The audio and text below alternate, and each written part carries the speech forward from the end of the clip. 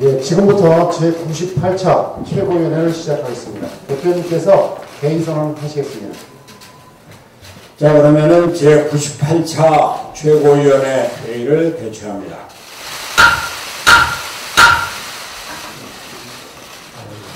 오늘 하태경 최고위원하고 이준석 최고위원은 그리고 김수민 최고위원이 나왔었고요. 또 주승용 최고위원은 지역 행사 때문에 하고 있었습니다. 청와대가 몰라도 한참 모릅니다. 경제 현실도 모르고 국민의 마음은 더욱 모르는 것 같습니다. 어제 정태호 일자리 수석이 나와서 경제 고용 사정이 희망적이며 획기적으로 변하고 있다고 말했습니다. 일요일날 웬 뜬금없는 브리핑인가 했더니 며칠 전 통계청이 발표한 실업률 통계 때문인 것 같습니다. 통계청이 15일 발표한 2019년 4월 고용 동향에 따르면 지난달 실업자는 124만 5천 명으로 사상 최대를 기록했고 실업률은 4.4%로 19년 만에 최고치를 기록했습니다. 문재인 대통령이 취임 2주년 기자회담에서 경제가 성공으로 가고 있다고 말한 다음 날 통계청이 실업대란을 발표해서 국민을 안심시키기 위해서 일자리 수석을 내세운 모양이지만 그러면 국민은 속을 줄 아는지 안타깝기만 합니다. 일자리 수석이 말한 일자리 증가의 내용은 한마디로 엉터리입니다. 상용직 증가가 30만 명에서 40만 명이 된다고 했는데 그것은 주로 단기간 일자리입니다. 주당 36시간 이상 안정적인 일자리는 1년 새에 62만 4천 개가 사라지고 36시간 미만이 80만 2천 개가 늘었습니다. 노인 단기 알바가 30에서 40만 개가 급조되었고 30, 40대 일자리는 28만 개가 줄어 사라졌습니다. 정태호 수석도 자영업자와 제조업의 부진을 인정했습니다만 제조, 금융, 유통업에서 17만 개 일자리가 증발된 것입니다. 정부는 사실을 숨기거나 왜곡해서는 안 됩니다. 이런 가운데 정부는 계속 재정의 확충을 통한 일자리 창출만을 생각하고 있는 것 같습니다. 문재인 대통령은 지난주 국가재정전략회의에서 재정의 과감한 역할을 주문하면서 홍남기 부총리가 국가 채무 비율을 40% 선에서 하겠다고 하니까 40%가 재정 건전성의 마지노선이라는 근거가 무엇이냐고 하면서 재정 확충을 압박했다고 합니다. 문재인 대통령 자신이 4년 전 야당 대표로 있을 때 국가 채무가 40%를 넘어 국간이 바닥났다고 말했듯이 국가 채무가 40%를 넘기면 그때부터는 통제를 할 수 없을 정도로 급격히 불어난다는 것이 재정학자들의 일반적인 통설입니다. 내년도 예산이 500조를 넘기는 슈퍼 예산으로 책정될 것이라는 예측 속에 일자리 부위원장은 두 자리 예산 증가를 요구하고 있다고 합니다. 복지 예산의 증가와 예탄 면제 등으로 선심성 선거 예산이 대폭 확충될 것이라는 예측 가운데 청와대와 집권 여당은 국가 재정에 대해서 좀 더 책임 있는 자세로 임해야 할 것입니다. 우리 경제에 대한 어두운 전망이 잇따르고 있습니다. 이미 올 1분기 경제 성장률이 마이너스 0.34%로 OECD 22개 회원국 중 꼴찌를 기록한 상황에서 KDI와 한국경제연구원 등 유수의 전문기관들이 앞으로 10년 내 한국 경제 성장률이 1%대로 하락할 수 있음을 경고하고 있습니다. 수출은 5개월 연속 감소하고 있는 가운데 원화는 빠르게 약세를 지속하고 있습니다. 일자리만이 문제가 아닙니다. 경제 전반이 몰락하고 있습니다. 청와대와 여당은 경제를 정치로 어지럽혀서는 안 됩니다. 경제부총리가 아싸부총리, 즉 아웃사이더라고 비아냥을 받고 있는 가운데 청와대와 여당 지도부가 공무원에 대한 불신을 말하는 것이 언론에 노출되었습니다. 공무원들이 복지부동하면 나라가 무너집니다. 경제관료들이 사명감과 자부심을 갖고 일할 수 있도록 여건을 만들어 주십시오. 일자리 수석, 일자리 부위원장, 소득주도 성장위원회 위원장, 정책실장 등 불필요한 옥상옥을 없애고 부총리를 비롯한 경제 관료들에게 힘을 실어주십시오. 무엇보다 시장을 중시하고 기업의 활력을 돋구는 방향으로 대통령의 경제 철학을 바꿔주십시오. 이상입니다. 예, 반갑습니다. 제가 우선 반가운 소식부터 전하겠습니다. 지난주 원내대표에 취임하면서 제 첫 번째 키워드는 정상화라고 말씀드렸습니다. 그리고 더 이상의 국회 파행을 막고 국회를 정상화하기 위해 교섭단체 원내대표 회동을 갖자고 지난주 목요일에 제안한 바가 있습니다. 형식에 구애받지 말고 일단 만나서 국회 정상화를 위해 허심탄회하게 의견을 나눠보자는 취지에서 호프 미팅을 갖자고 민주당 이인영, 자유한국당 나경원 원내대표에게 제안을 했고, 그리고 마침내 오늘 저녁 8시 3당 원내대표가 국회의사당 인근에서 호프 미팅을 갖기로 합의가 됐습니다. 국회 파행이 장기화되면서 국민들의 심려가 크신 상황에서 제가 원내대표로서 첫 번째 추진한 3당 원내대표 회동이 조건 없이 성사된 것은 참으로 다행스럽고 감회가 남다른 일이 아닐 수 없습니다. 바른미래당이 캐스팅 보트를 쥔 원내 3당으로서 우리 당이 주도적으로 제안하고 양당을 설득해 이루어진 이번 원내대표 회동을 계기로 해서 플레이메이커로서 바른미래당의 존재감을 확실하게 드러내겠습니다. 오늘 회동이 단순히 사진 찍고 헤어지는 일회성 이벤트가 되어서는 안 됩니다.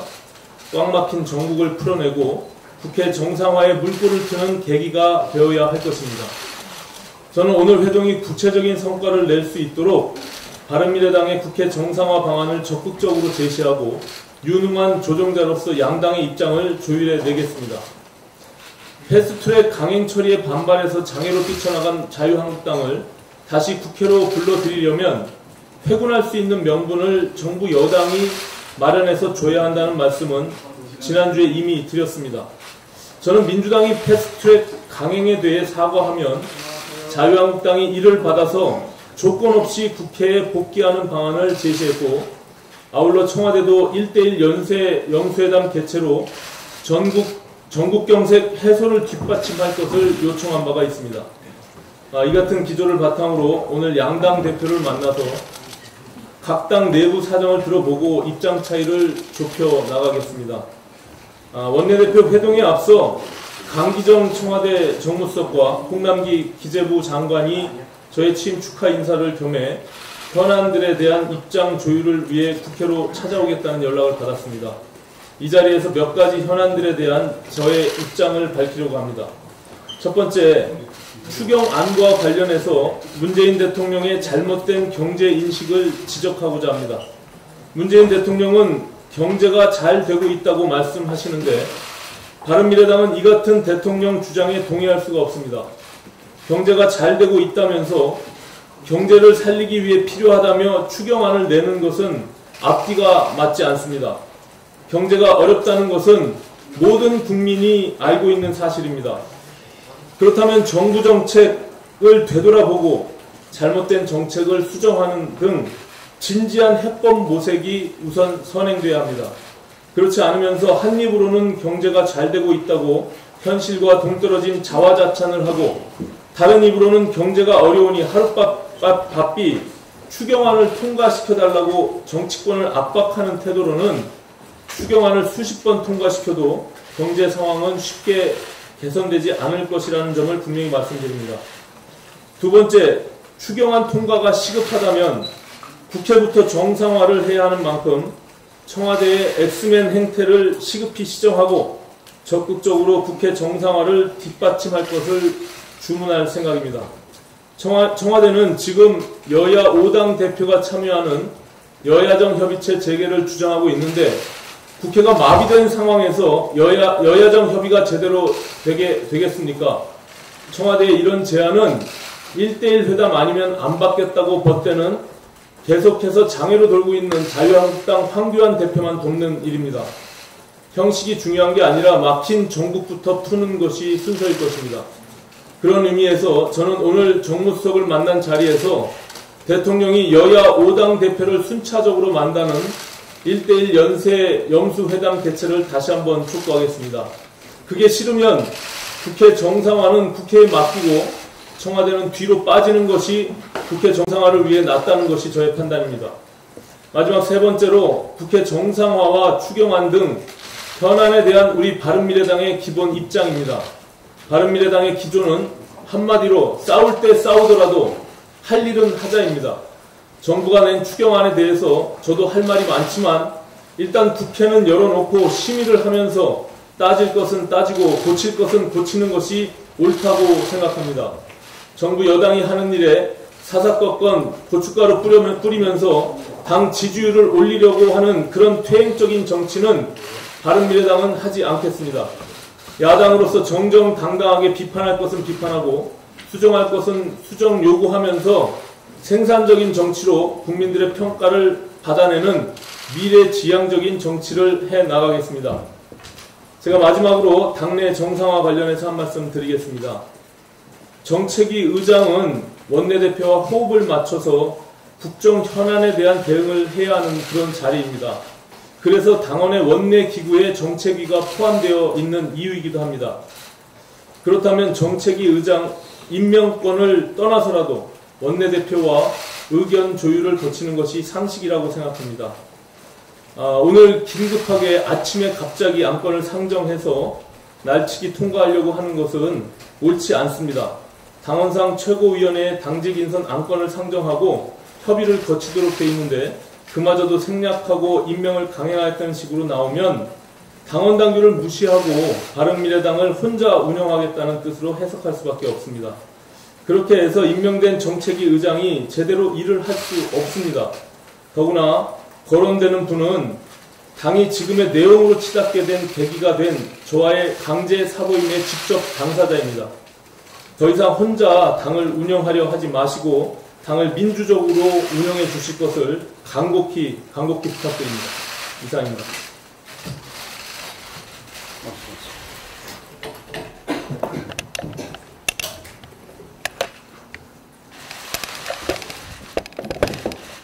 저도 우선 개인적으로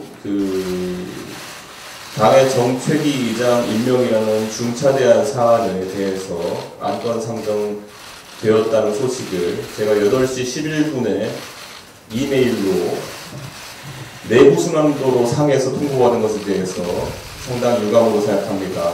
당의 주요 인사, 최고위원단에 포함되는 주요 인사의 인사라고 하면은 당원 당규의 정신대로 충분한 협의를 구한 뒤에 안건을 상정하는 것이 옳았을 것이라고 판단하며 앞으로 이런 절차적인 문제에 있어가지고 더 이상 지적이 나오지 않을 수 있도록 이렇게 당이 운영됐으면 좋겠습니다.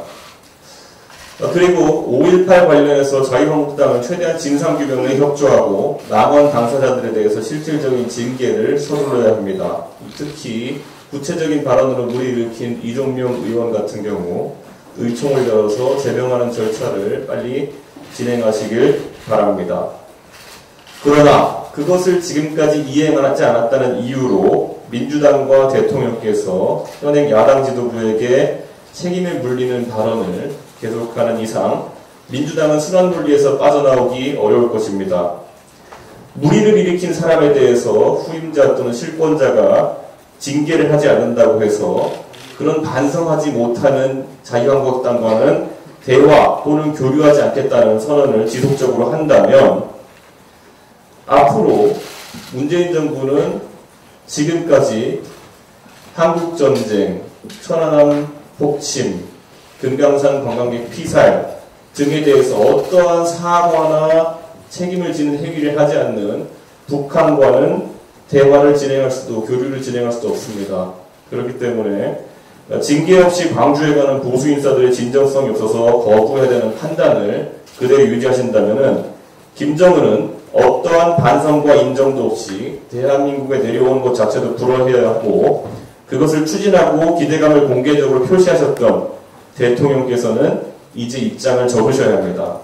저는 정부가 일관된 철학을 가지기 기대하고 북한보다 야당에게만 표정을 찌푸리는 대통령이 아니라 꼭 대한민국의 통합을 이루는 대통령이 되었으면 좋겠습니다. 만약에 그러한 원칙에도 불구하고 북한과의 대화를 위해서 그 원칙을 저버릴 이유가 있다고 주장하고자 한다면 대한민국의 민생을 둘러보면 어떤 형식으로든 야당과도 대화해야 될 그보다 작지 않은 당위성도 있습니다. 이 점을 민주당에서는 명심했으면 좋겠고 특히 이정미 정의당 대표께서는 이런 형태에 대해서 사이코패스라고 표현하셨습니다.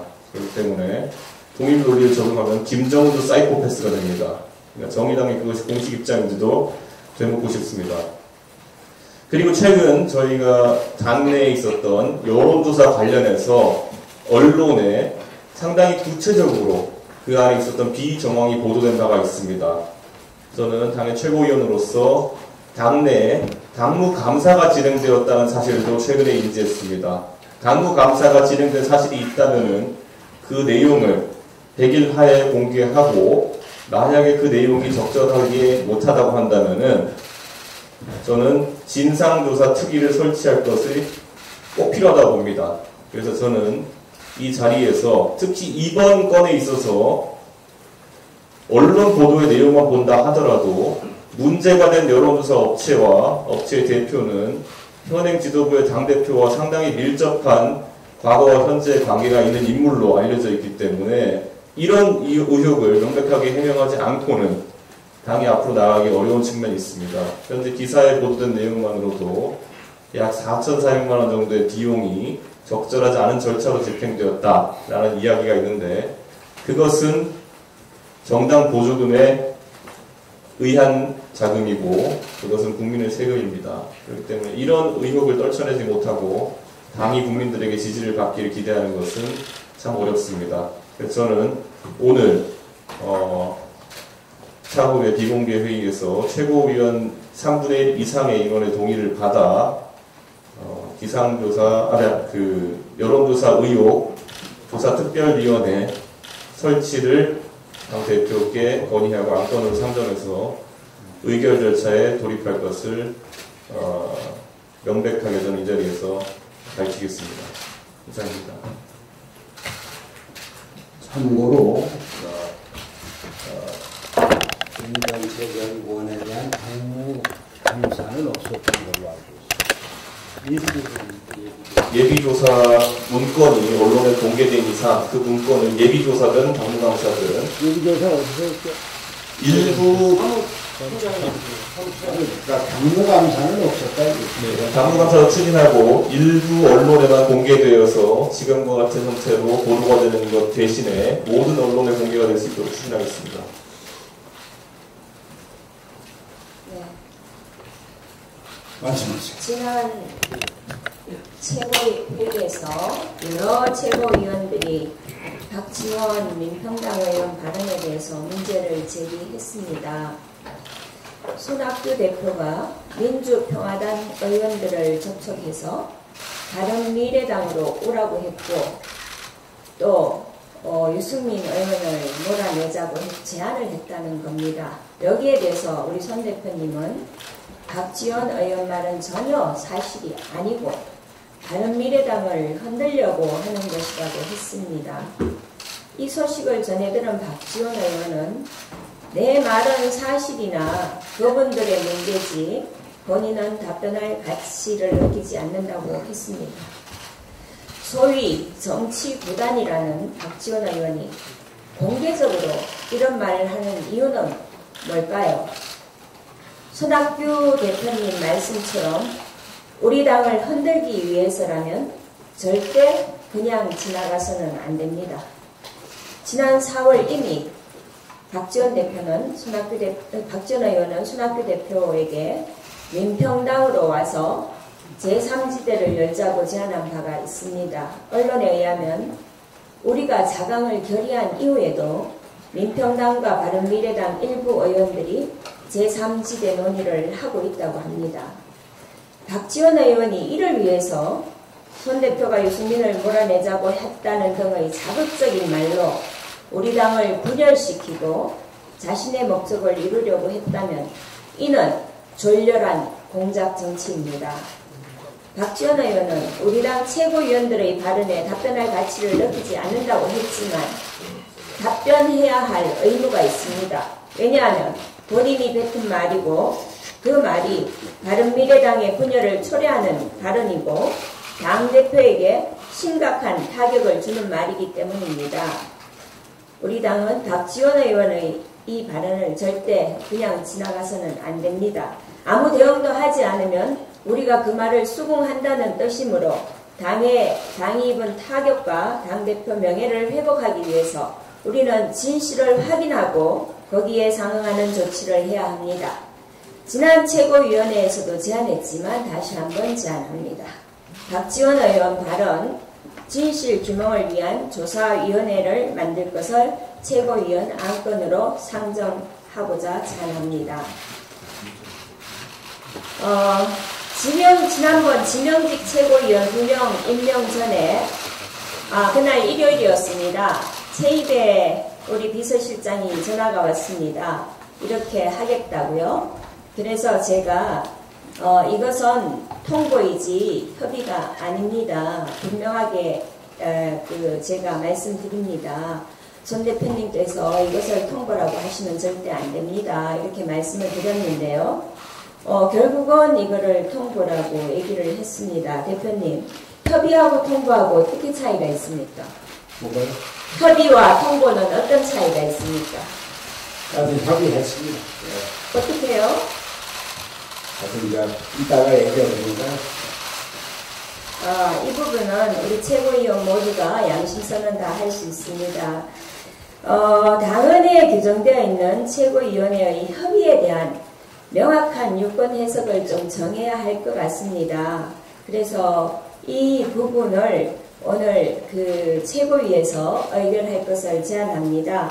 좀 더 명확하게 해서 당내 민주주의를 좀 더 수준 높게 구현하고 갈등의 소지를 없애고 이것이 또한 화합을 위한 첫걸음으로 오늘 우리 최고위원회에서 관련 당헌에 대한 유권 해석권을 안건으로 상정해 주기를 대표님께 요청드립니다. 우리 당은 당무위원회가 없기 때문에 최고위원회에서 이 유권 해석을 담당하고 있기 때문에 안건으로 상정된다면 이 부분에 대해서 좀 명확하게 할 수 있고 협의는 참석자 과반수의 동의라고 정확하게 정의를 해줬으면 합니다. 이 부분에 대해서 안건 상정을 해주시겠습니까? 당원에 없는 안건 상정은 안 합니다. 당원이 없다고 말씀하셨는데 당원에 없는 한번 이어가시죠. 당원에 없는 안건은 지금 우리 최고위원회에 있는 이 안건들 모두 다 당원에 없습니다. 최고위원들은 안건을 상정할 수 있는 권한이 있습니다. 안건을 제안할 수 있는 권한도 있습니다. 이것이 손 대표님 혼자서 안건도 다 제안하고 안건에 대한 통보 협의가 아니라 통과하시고 하면 대표님 혼자 최고위원회 하시면 되지 저희들이 무슨 필요가 있습니까? 이 부분은 좀 더 명확하게 할 필요가 있다고 생각됩니다. 대표님 잠시 동안 비공개전에 생각 좀 해주시고요. 마치겠습니다. 제가 사실관계만 정정하자면 당원당규의 해석의 권한은 최고위에 있다는 것이 당원당규에 명시되어 있기 때문에 그것이 당원당규에 없다는 이유로 안건 상정을 거부하는 경우 정상적인 당무 수행을 거부하는 것으로 인지할 수밖에 없습니다. 그리고 제가 다시 한번 권은희 최고위원이 말씀하신 부분 반복하자면은 저도 혹시나 전화를 통해서 손학규 대표께서 당시 최입의 비서실장을 통해서 저에게 협의한 사안이 있는지 제 전화기에 어플리케이션에 자동 녹음되어 있는 것을 들어봤더니 손학규 대표께서 통보하라고 하셔서 하셨다는 육성이 있습니다. 그렇기 때문에 저는 이런 정도의 사실관계까지 다투고 싶지 않습니다만은 협의하셨다고 자꾸 주장하시는 것은 제 생각에는 더 큰 사실관계의 논란을 불러일으킬 뿐입니다. 언론인들께도 참고 부탁드립니다. 그 부분에 제가 좀 말씀드리겠습니다. 우리 주거님들이 당원당규를 좀 읽고 최고위원회 나오셨으면 좋겠어요. 우리 최고위원회 그 당규에 따르면 제5조에 최고위원이 의안을 제출하고자 할 때에는 긴급한 경우를 제외하고는 사전에 사무총장에게 제출하여야 하며 의안은 긴급한 것을 제외하고는 사무총장이 일괄 정리하여 당대표가 선정한다. 이렇게 규정이 되어 있습니다. 그러니까 긴급한 경우를 제외하고는 사무총장에게 사전에 제출하고 사무총장이 정리해서 당대표에게 보고하는 것입니다. 그러니까 이 자리에서 불쑥 얘기하시면 안 되죠. 사전에 사무처에 얘기를 하고 사무총장에게 먼저 의안을 얘기하시고 오셔야 돼요. 지금 대표님께 말씀드리는 것이 그 절차를 거치자고 지금 얘기를 하는 겁니다. 네, 고정하시고요. 순서 지켜서 발언하시기 바랍니다. 당규 5조 의안 최고위원회 규정 3번 최고위원회의 안건은 회의 1일 전까지 위원들에게 통보하는 것을 원칙으로 한다. 지금 그럼 최희대 의원 임명권은 1일 전에 통보되었습니까? 내부순환도로 통보됐습니까? 그냥 금일 날 했잖아요.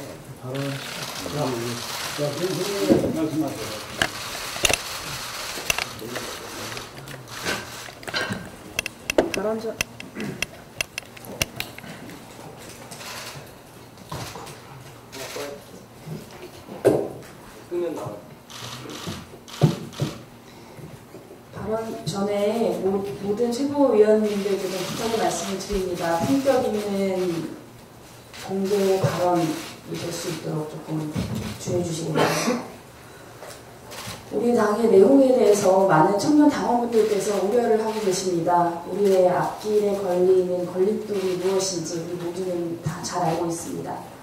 괜찮아질 거다, 좋아질 거다라는 지도부의 근거 없는 낙관주의, 또 다들 이해하겠지? 라고 결정하는 최고결정자의 아집의 독단주의, 구태한 옛방식, 또 수구적 사고의 기득권 정치인의 교조주의. 작금의 당의 내용은 분명히 이 세 가지 걸림돌이 가장 큰 이유일 것입니다. 하지만 이 걸림돌을 딛고 일어서면 디딤돌이 될 수 있을 것이라고 생각합니다. 이럴 때일수록 서로가 대립각을 세우는 것이 아니라 신뢰를 쌓는 돌다리로 두드리면서 더욱 신중하게 앞으로 발길을 내딛어야 할 때라고 생각을 합니다. 누구도 가보지 않았던 제3의 길입니다. 그 3의 길로 가는 돌다리를 두드리면서 지나치게 신중한 우리 당의 모습과는 다르게 최근 청와대에는 아예 헛다리를 짚고 있는 것 같습니다. 손학규 당대표께서도 말씀하셨지만 자아도취에 빠진 이른바 자뻑 청와대의 자기 합리화라는 수렁이에 빠져 국민을 보지 못하고 시장을 볼 줄 모르게 되었습니다. 정책을 신중하게 검토하고 국민을 생각할 줄 알았다면 정책 효과라는 청와대 자랑질은 나오지 않았을 것입니다. 청와대의 경제정책 당국의 신중함을 주문합니다. 정치의 상상력 발휘가 필수입니다. 역지사지 상상력이 절실할 때입니다. 헛다리 두드리는 자뻑 청와대, 돌다리 두드리는 우리 바른미래당 둘 다 올바른 길을 하루빨리 찾아갈 수 있기를 희망합니다. 문경원 최고위원입니다. 제가 최고위원이 된 지가 얼마 안 돼서 우리 최고위원 와서 회의를 하는 걸 보면은 당헌당규가 어긋난 얘기를 너무 많이 하시는 것 같아요. 이 당헌당규라는 것은 이미 창당할 때 정해져 있는 것이고 그것을 자의적으로 해석할 수 없는 겁니다. 자기들에게 유리한 방향으로 당헌당규를 해석하고 툭하면 유리한 방향으로 바꾸자 이렇게 말씀하시는데 그거는 민주주의 원칙에 어긋난다고 생각합니다. 그런 점을 좀 잘 생각하셔서 말씀해 주셨으면 좋겠습니다. 유승민 전 대표께서 5.18 광주 민주화운동 기념식에 참석하지 않은 것은 유감입니다. 광주에 대한 망언을 퍼부은 자유한국당 의원들에 대한 징계도 회피하고 시대착오적인 색깔론을 띄우고 있는 황교안 대표조차 광주 5.18 민주화운동 기념식에 참석했는데 왜 유 전 대표께서는 참석하지 않으셨습니까? 공식적인 당대표는 아니지만 유 전 대표께서는 우리 당의 창당 주역이고 얼굴이십니다. 다른 당은 당대표가 혼자서 당의 얼굴 역할을 하고 계시지만 우리 당은 다릅니다. 우리 당 얼굴은 손학규, 안철수, 유승민 세 분이십니다. 유 전 대표의 5.18 광주 민주화운동 기념식 불참은 많은 국민들에게 우리 당의 반쪽은 5.18 광주 민주화운동의 역사적 의미에 대해 평가절하하고 있다는 느낌을 줄 수 있고 우리 당이 개혁에 미온적이라는 느낌을 줄 수 있습니다. 또한 우리 당이 자한당과 괴를 같이 하는 보수정당이고 내년 총선에서 보수 대통합에 참여하는 거 아닌가 하는 생각을 갖게 할 수도 있습니다. 이는 개혁, 자강, 화합에 매진하자는 지난 의총 결의의 진정성을 흐리게 하는 것입니다. 유 전 대표의 일거수일투족에 우리 당의 명운이 걸려 있다고 해도 과언이 아닙니다. 개혁, 자강, 화합의 관점에서 그에 부합하는 보다 적극적인 홍보를 해주실 것을 기대합니다. 감사합니다. 아니 이거는 말이 안 됩니다. 무슨 정당의 최고위원회라는 곳에서 당내 인사에 대해서 인신공격하는 발언으로 최고위원을 대신하는지 저는 이해할 수가 없고 저희가 합당한 이후에 유승민 대표께서 호남 일정으로 처음 잡았던 것이 망월동 묘역 참배를 통해서 5.18 정신에 실현하겠다고 했던 그 발언이었습니다. 그런데 어떤 근거로 지금 유승민 대표가 5.18 민주화운동에 대해서 다른 태도를 갖고 있다고 발언하시는 것인지 저는 유감을 금할 수 없고 공개 발언에서 왜 이런 내용이 나오는지 알 수가 없습니다. 그리고 익히 알려진 대로 지금 당장 유승민 대표의 SNS에만 올라가 본다 하더라도 광주 용령과 희생자들의 넋을 기리는 아주 절제되고 아주 잘 쓰여진 글이 올라와 있는데 무슨 근거로 그런 비난을 하시는 건지 알 수가 없고 말씀하신 대로 당내 주축이 3명 중에 하나가 유승민 대표라면은 앞으로 그런 식의 인신공격은 자제하셨으면 합니다. 다른 발언이 없으면 회의를 비공개로 하겠습니다. 예, 언론 여러분 수고하셨습니다. 협조 부탁드립니다.